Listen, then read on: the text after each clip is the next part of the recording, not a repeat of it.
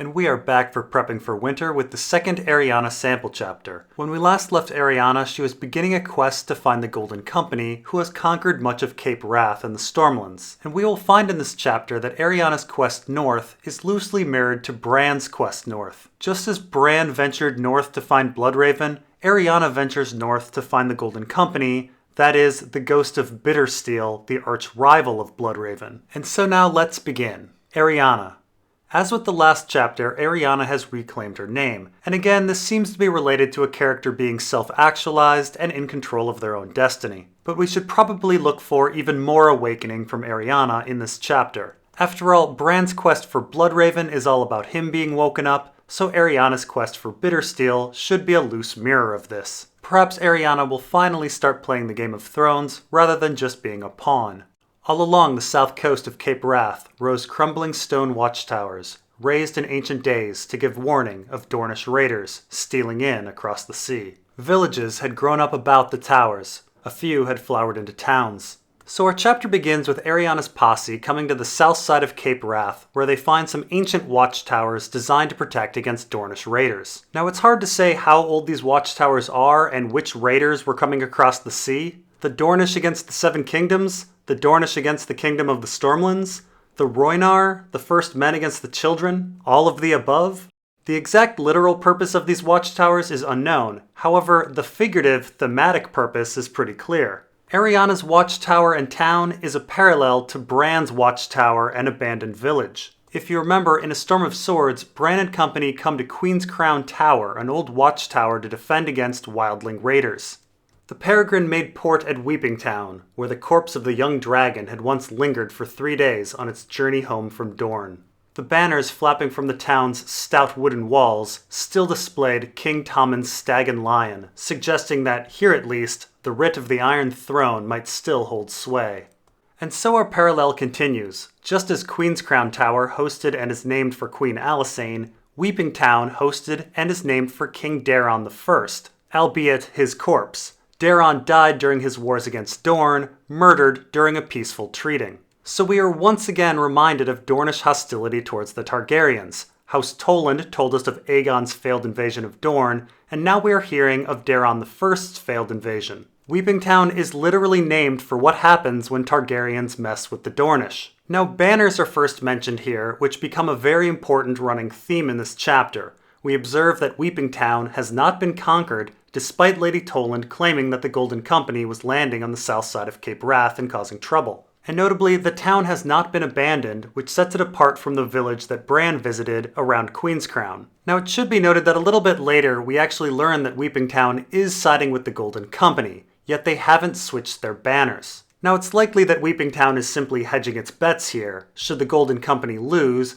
they can claim they never switched sides. But it's important to note that there's dishonesty here with the banners, and we should remember the history of Weeping Town again. Daeron was murdered under a peace banner. We are really getting hit with the idea that banners are not to be trusted. "Guard your tongues," Arianne warned her company as they disembarked. "It would be best if King's Landing never knew we'd passed this way. Should Lord Connington's rebellion be put down, it would go ill for them if it was known that Dorne had sent her to treat with him and his pretender." That was another lesson her father had taken pains to teach her. Choose your side with care, and only if they have the chance to win. So Arianne decides to hide her identity, which incidentally is the same subject Bran and his crew discuss when they're in Queen's Crown Tower, as they decide not to go to the Night's Watch at Castle Black. And later, the crew tries to keep quiet as wildlings lurk below. But just as Arianne is hiding her intentions, Weeping Town seems to be hiding its intentions for the same reason. Should Jon Con's rebellion be put down, it would go ill for Weeping Town. Now interestingly, Arianne mentions a lesson that she learned from her father.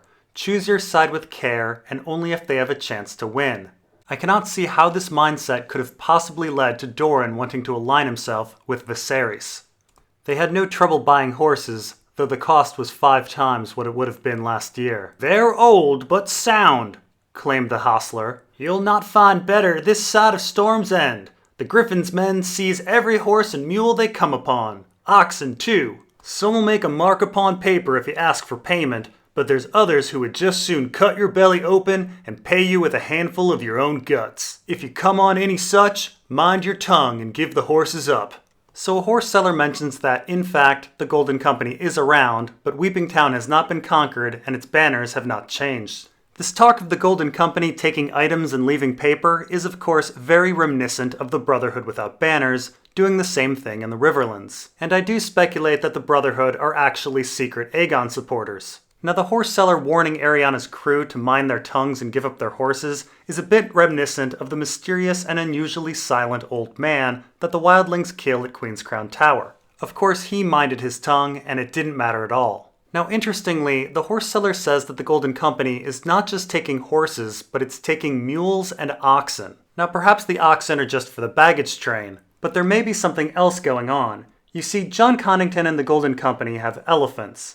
And with elephants, it's difficult to not think of Hannibal and the Carthaginians invading the Roman Republic during the Second Punic War. Now there was a battle during this campaign called the Battle of Ager Falernus. Essentially, the Carthaginians tied torches to oxen and tricked the Romans on their location during a nighttime attack. We shall see if Jon Connington is up to something similar. The town was large enough to support 3 inns, and all their common rooms were rife with rumors. Arianna sent her men into each of them to hear what they might hear. In the Broken Shield, Daemon Sand was told that the great sceptry on the Hoff of Men has been burned and looted by raiders from the sea, and 100 young novices from the Mother House on Maiden Isle carried off into slavery. In the Loon, Joss Hood learned that 50 men and boys from the Weeping Town had set off north to join Jon Connington at Griffin's Roost, including young Sir Adam, old Lord Whitehead's son and heir. But in the aptly named Drunken Dornishman, Feathers heard men muttering that the Griffin had put Red Ronnet's brother to death and raped his maiden sister. Ronnet himself was said to be rushing south to avenge his brother's death and his sister's dishonor. So as with Bran and Jon at Queen's Crown Tower, the main action for Arianna at Weeping Town has to do with an inn. Or actually 3 inns in the case of Arianna, and none of them abandoned. So Daemon comes back with news that the sceptry on the Hoff of Men has been burned and looted, and 100 women from Maiden Isle carried off into slavery. Now we have no idea where these locations are, or what a Hoff is for that matter, but these actions certainly sound more like pirates or the Ironborn, and not the Golden Company. As we know, Essos has been wanting a new source of slaves ever since Dany made trade in Slaver's Bay very difficult, and we saw some kidnapping from some pirates at Hardhome. Of course, Daemon Sand doesn't report who did the crime, making it look like the Golden Company did it. Once again, Daemon is trying to make them look bad. Joss Hood's tale is a bit different. 50 young men, including the Lord's son, have joined Jon Connington. So this is why it's interesting that Weeping Town hasn't changed its banners. Now this shows that at least some people in the area have been inspired by Aegon and Jon Connington's cause, and this seems to go against the idea that the Golden Company is raping and pillaging the area. Feathers, though, comes back with the most salacious tale. Jon Con has killed his cousin's son and raped his cousin's daughter. Of course, we know this rumor to be false. Both of them were alive and well as captives at Griffin's Roost the last time we saw them, and this is not really in Jon Con's character. Now, the part of the rumor about Red Ronnet heading south is the most interesting. Red Ronnet supported Renly and was captured and forced to bend the knee to Joffrey, and so the Lannisters and the Tyrells don't really trust him, and when we last saw Ronnet, the small council was trying to decide whether to send him to the Wall or against Jon Con in battle. Now, Jon Con has taken Ronnet's castle from him, so Ronnet has every reason to fight Jon Con, and this is what Jon Con assumes will happen. If this news of Ronnet's movements is to be believed, the Lannisters and Tyrells decided to send Ronnet south after all. Now, we've met Ronnet a few times in the story already, and he seems to be a bit of an impetuous ass. A story about his brother being killed and his sister raped would likely send him into a fury. And now the Battle of Steel with Jon Con is beginning to look like the Battle of Ice with Stannis. Stannis awaits the furious march of Hostine Frey, Hostine angry about the death of his nephew, his brother, and his half-brother, while Jon Con awaits the furious march of Red Ronnet, who's angry about the supposed death of his brother and the supposed rape of his sister. Now, Stannis thinks an angry, charging, unthinking foe plays to his advantage, and I imagine Jon Con has made the same calculation. It seems likely that Jon Con himself put out this rumor that Feathers heard. That night, Arianna dispatched the first of her ravens back to Dorne, reporting to her father on all they'd seen and heard. So ravens and the spread of information are huge themes of this chapter. It should be noted that Jon Conn's first actions when taking Griffin's Roost were to stop the ravens and kill the maester. The control of information and misinformation is essential here for the Golden Company, and this mirrors our northern front with ravens and information affecting Winterfell, Stannis' camp, and the Wall. Doran also has a control on information, with Feathers tending the ravens instead of a maester, and Arianne sending updates to him. Arianne's first update certainly shouldn't paint the Golden Company in a good light. She's been hearing almost nothing except rumors of war, theft, killing, and rape. The next morning, her company set out for Mistwood as the first rays of the rising sun were slanting through the peaked roofs and crooked alleys of the Weeping Town. By mid-morning, a light rain began to fall as they were making their way north through a land of green fields and little villages. As yet, they had seen no sign of fighting, but all the other travelers along the rutted road seemed to be going the other direction. And the women in the villages they passed gazed at them with wary eyes and kept their children close. Further north, the fields gave way to rolling hills and thick groves of old forest. The road dwindled to a track, and villages became less common. Now, quite notably, immediately after Arianne sends her ravens claiming war, theft, killing, and rape, we are exposed to quite the opposite. We have no signs of war. It's simply green fields, travelers, women and children alive and unmolested. Arianne sent off a raven filled with rumors and failed to report the facts. Now, traveling north while everyone else is heading the other way seems to be a callback to Arya's trip north with Yoren in A Clash of Kings. That said, Arya saw plenty of death and signs of war on her trip, including graves and burned fields. Arianne sees none of this, despite Lady Toland saying she would. If the Golden Company has been this way, it seems they are made of different stuff than Amory Lorch or Vargo Hoat. And if there is one thing we are being told in this chapter, it's that rumor is not fact. Dusk found them on the fringes of the Rainwood, a wet green world where brooks and rivers ran through dark forests, and the ground was made of mud and rotting leaves. Huge willows grew along the watercourses, larger than any that Arianne had ever seen, their great trunks as gnarled and twisted as an old man's face, and festooned with beards of silvery moss. Trees pressed close on every side, shutting out the sun. Hemlock and red cedars, white oaks, soldier pines that stood as tall and straight as towers, colossal sentinels, big leaf maples, redwoods, worm trees, even here and there a wild weirwood.